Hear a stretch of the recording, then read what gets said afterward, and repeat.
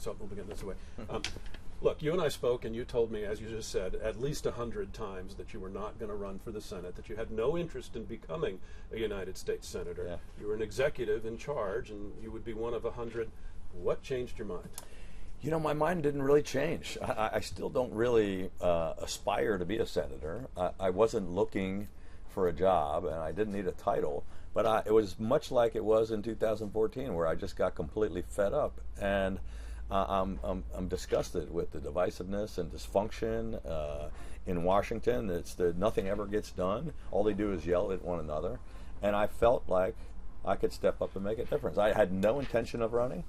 And, you know, a lot of people were encouraging me to, and I kept saying no. And finally, I decided enough is enough. You know, if I could do it in Annapolis, I could probably, you know, they could use a little of my help in Washington or just down the road. We proved a better way to go about governing.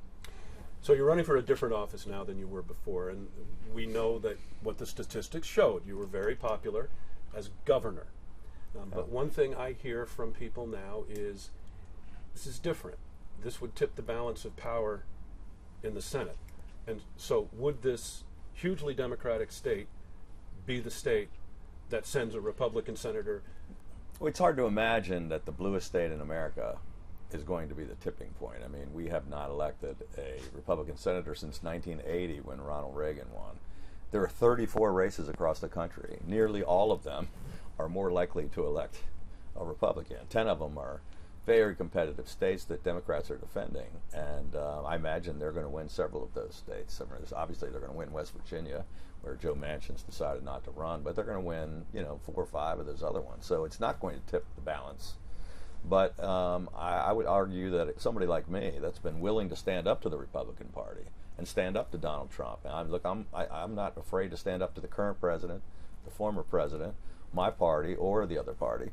And I think people know that. They know me over the past decade, and they know that's exactly how I governed in Annapolis. And I think it's people really are so fed up and disgusted, just like I am, that they might want to send a message to Washington. It's not really just about, I'm not going there to help the Republican Party. I'm going there to help straighten out the country.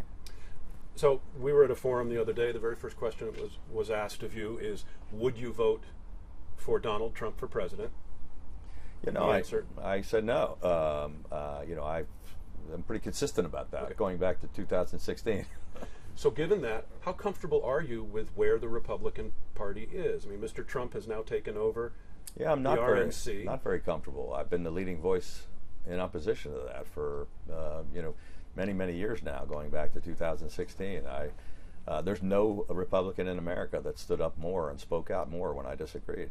You know, I kept saying I felt like I was on a life raft all by myself, and you know, there are more people willing to speak out now. I mean, there are people like Nikki Haley who worked in the administration, and Chris Christie, and you know, Mike Pence, and you know, others who now are speaking out. I was the only one for a long time.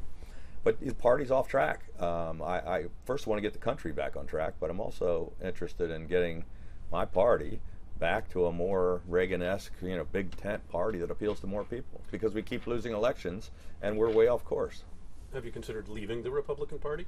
You did No Labels as a sort of an independent venture. You know, a lot of my friends have. You know, people are leaving both parties in droves. Right now, 40% of the people in America are registered independent. And some of them that are still either Republicans or Democrats are feeling a bit homeless. They're looking for an opportunity. They're looking for options.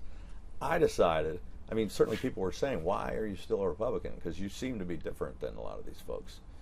But I've been a lifelong Republican, and I decided to stay and fight to get the party back on track rather than just giving up hope. I think I can make more of a difference being inside that caucus and fighting back and pushing back when I think things are going off the rails, or when I think, you know, I strongly disagree with what they're trying to do.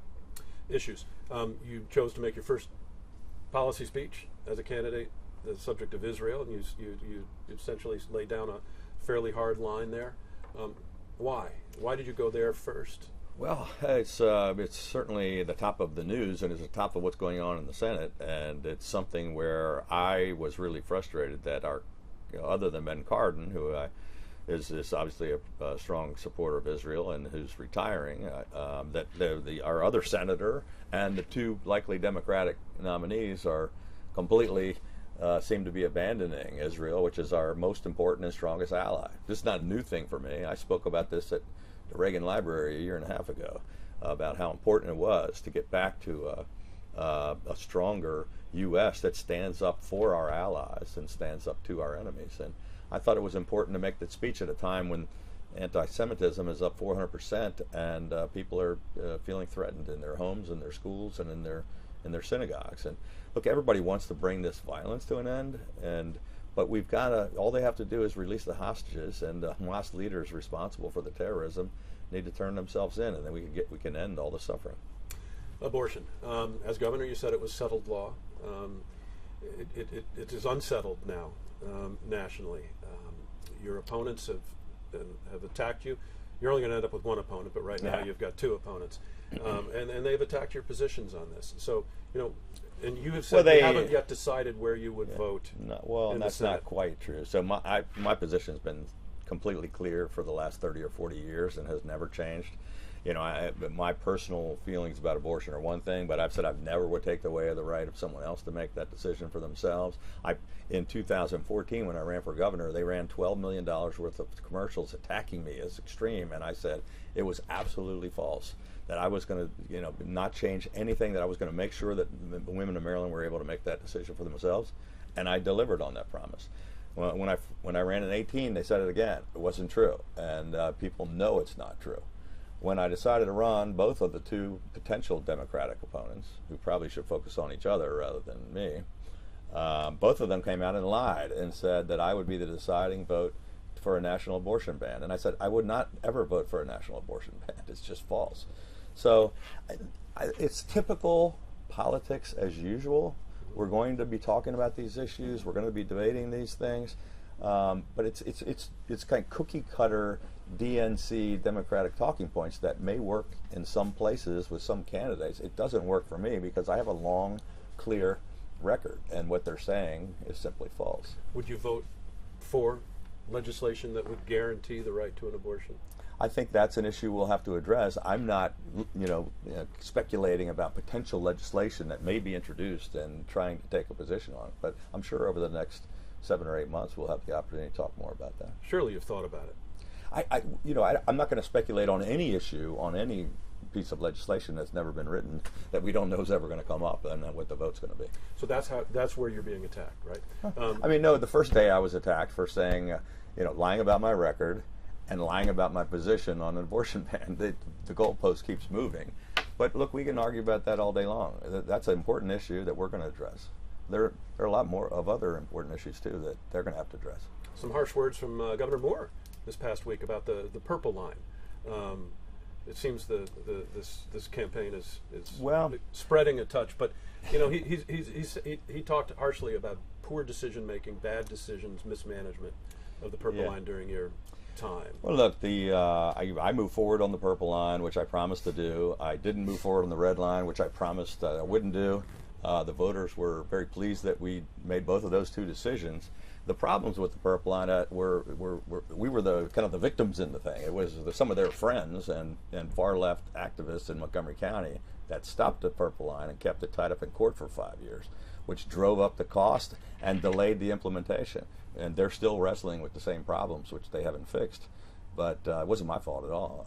We took the action to keep it moving, and it's still moving, although much too slowly, and it's much more expensive than it should have been. It was the Democrats in Montgomery County that stopped it. Back to the event we attended the other day in Montgomery County and the questions that you were asked. I thought that was interesting where the people were headed. The first question was about Trump. We've answered that. We've dealt with that. And then you were asked about your actual electability and a path to office in this state. You think that it translates? Well, I left office with a 77% job approval, and the current polls have me beating the most likely Democratic nominee by 16 points.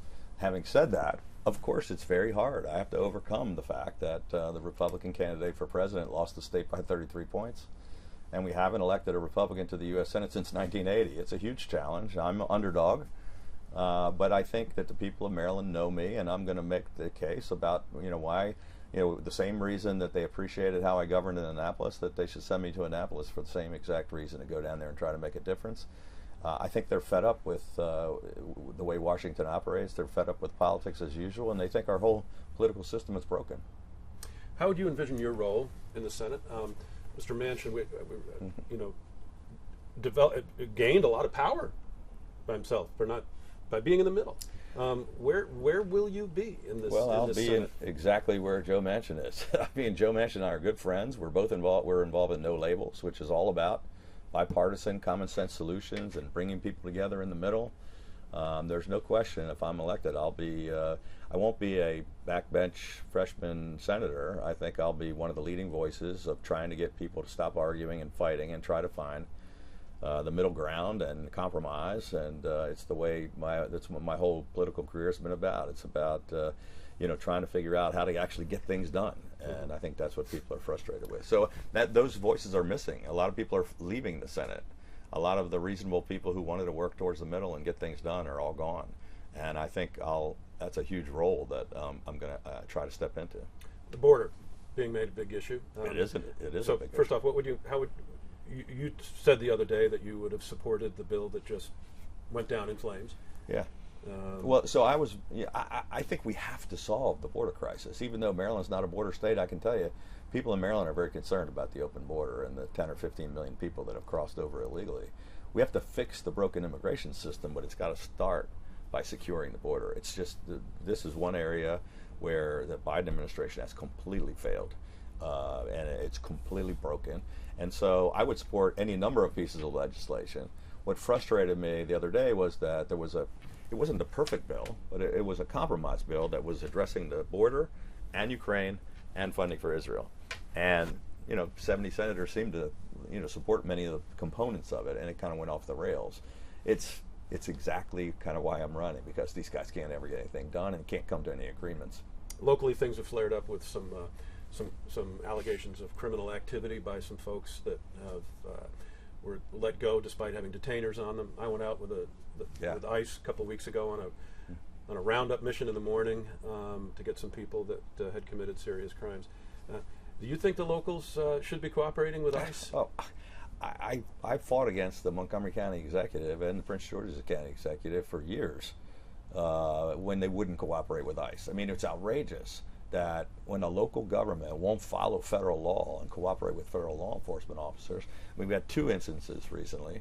One where the county executive and Congressman Trone were saying don't cooperate with ICE. Trone sent. We had a 2-year-old that was killed in Langley Park by MS-13 gang members who were released when they didn't notify ICE. Then the most recent one is we had a situation where a guy already arrested multiple times and let go multiple times committed, atrocities at a school. A teacher who was molesting children. He'd already been in jail for rape, and because David Trone and Mark Elric did not want to cooperate with ICE, no one knew that he was back on the streets. It's outrageous, and we got to get to the bottom of it. All right. Final question, why you? Why me? It's the same question we've been asking, but it's why you? I think I've proven I'm not a lifelong politician. I spent my whole life as a small business guy. When I got frustrated, when Maryland was way off track, I stepped up. And I think people appreciated how we led. And I always worked across the aisle. I got things done with the other party. We have 70% majority, so I still cut taxes 8 years in a row. I balanced the budget. We had the best economy ever. I think that's missing in Washington. And I don't know anyone in the country that has more of a track record of accomplishment in a bipartisan fashion than I do. And I think that's what the country is seriously lacking. Thank you. Thanks Very much. Thank you. Appreciate it. Thanks, Brad.